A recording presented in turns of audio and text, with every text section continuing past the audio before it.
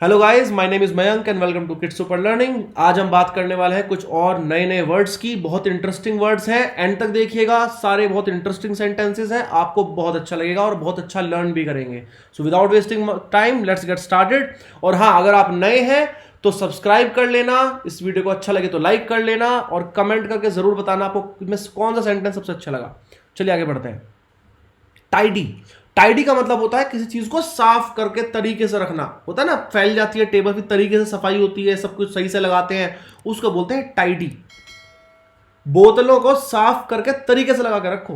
होता है ना, घर में पूरे घर में बोतलें ही पड़ी रहती है, पानी की बोतलें, कोल्ड ड्रिंक की बोतलें, कैसे रखेंगे, है ना। वही बोलने का सेंटेंस है यहां पे। Keep the bottles tidy. Keep the bottles tidy मतलब बोतलों को साफ करके तरीके से लगा कर रखो। नेक्स्ट देख लेते हैं, इंट्रूड।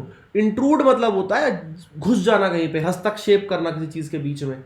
कुछ नॉर्मल चल रहा है, जबरदस्ती टांग अड़ा देना, उसको बोलते हैं इंट्रूड करना। इंट्रूडर भी बोलते हैं घुसपैठियों को, तो उसको बोलते हैं इंट्रूडर। हमारे पारिवारिक झगड़े में आप मत घुसो। भाई, थर्ड पर्सन जबरदस्ती एंट्री करेगा पारिवारिक झगड़े में तो बोला जाता है ना, हमारे पारिवारिक झगड़े में आप मत घुसो।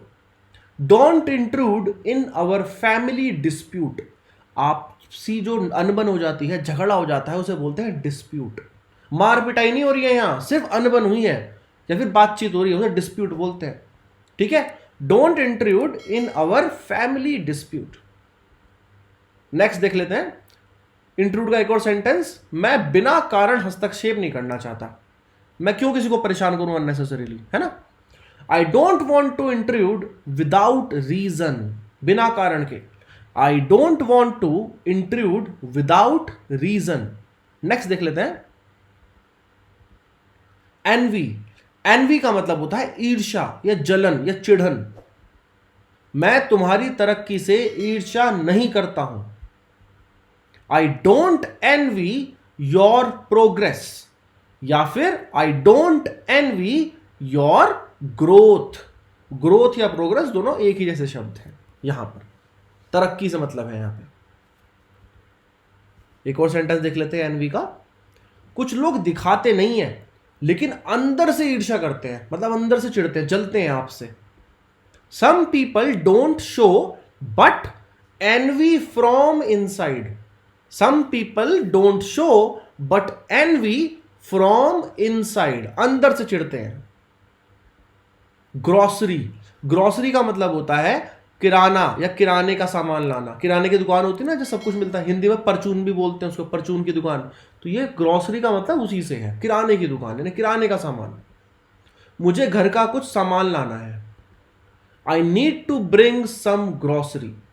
आई need to bring some grocery.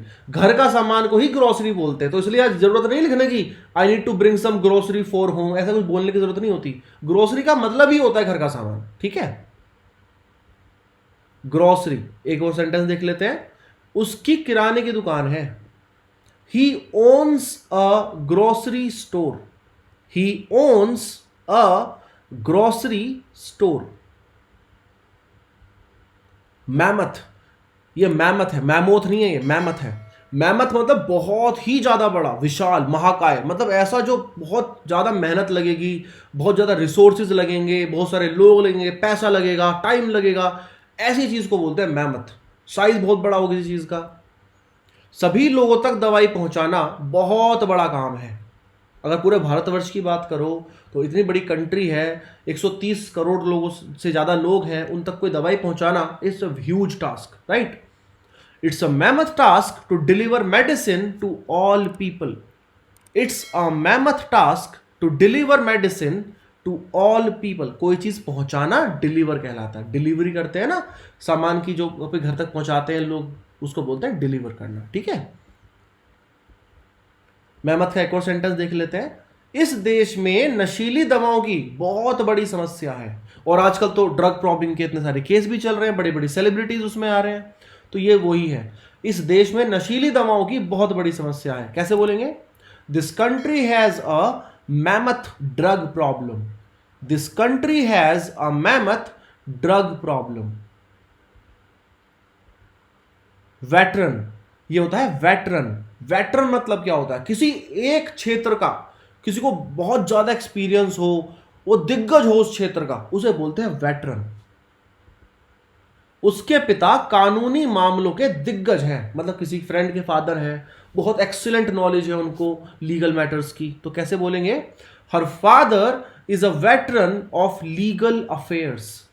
Her father is a veteran of legal affairs. आप अफेयर्स की जगह मैटर्स भी लगा सकते हो। ग्लॉस, जब कोई चीज चमकीली होती है, चिकनी होती है ना, उसे बोलते हैं ग्लॉस। उसके बालों में एक प्यारी सी चमक है। होता है ना, बहुत सी गर्ल्स के बाल बहुत सुंदर होते हैं, लेडीज के बाल बड़े प्यारे होते हैं, बॉयज के भी होते हैं बहुत से के। She has a beautiful gloss in her hair. She has a beautiful gloss in her hair. ये हेयर मत बोलना, हेयर बोलना। कन्विंस, कन्विंस मतलब समझाना, समझा के मनाना। कैसे बोलते हैं? अपने माता पिता को शादी के लिए मनाओ। होता है ना कि लड़का लड़की प्यार करते हैं, उनको अपने पेरेंट्स को मनाना पड़ेगा। Convince your parents for marriage. Convince your parents for marriage. एक और सेंटेंस देखते हैं कन्विंस का। मैं नहीं समझा सकता उनको, वो गुस्सा हो जाएंगे। I cannot convince him. I cannot convince him. He'll get angry. He'll get angry. Fourth coming, fourth coming का मतलब होता है जो आने वाली, अगली आने वाली जो होती है चीज, उसे बोलते हैं फोर्थ कमिंग। हम आगामी छुट्टियों में छुट्टी पर चलेंगे, मतलब हम आगामी छुट्टियों में घूमने चलेंगे। छुट्टी का मतलब 2 छुट्टियां हैं, कंफ्यूज मत होना। We'll go on vacation in the forthcoming holidays. We'll go on vacation in the forthcoming holidays. Overwhelmed, overwhelmed मतलब किसी चीज का आपके ऊपर भयंकर रूप से हावी हो जाना, इतना ज्यादा हावी हो जाना कि आप अपनी बेसुध खो दो, उसे बोलते हैं ओवरवेल्म। वह उस लड़की से इतना अभिभूत था कि उसने नौकरी छोड़ दी। He was so overwhelmed by the girl that he quit the job. He was so overwhelmed by the girl that he quit the job. तनाव को आप पर हावी ना होने दें, मतलब अपने ऊपर हावी ना होने दें। Don't let the stress overwhelm you. Don't let the stress, stress मतलब तनाव, ओवरवेल्म यू, अपने ऊपर हावी मत होने दो।